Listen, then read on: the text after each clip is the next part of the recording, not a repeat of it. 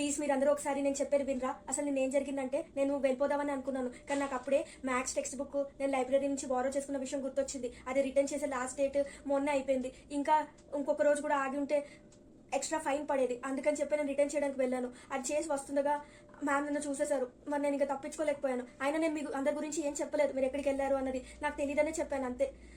ఇందులో నా తప్పేదైనా ఉందంటే ఒకటే, ఆ ఫైన్ గురించి ఆలోచించి నేను లైబ్రరీకి వెళ్ళటమే.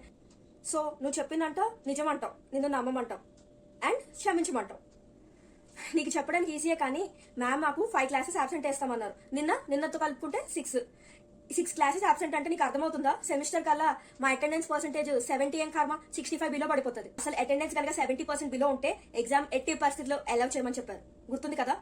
సో ఈ ప్రాబ్లం తెచ్చింది నువ్వు, సో నువ్వే సాల్వ్ చేయాలి. ఇప్పుడు నువ్వు వెళ్ళి మ్యామ్ ని రిక్వెస్ట్ చేస్తావో ఏం చేస్తావో మాకు తెలీదు, కానీ మ్యామ్ మమ్మల్ని క్షమించాలి. ఆ 6 క్లాసెస్ అటెండెన్స్ మాకు కావాలి. So do it. అప్పుడు ఒప్పుకుంటాను నువ్వు చెప్పినంత నిజమే అని చెప్పి నువ్వు కావాలని ఇదంతా చేయలేదని.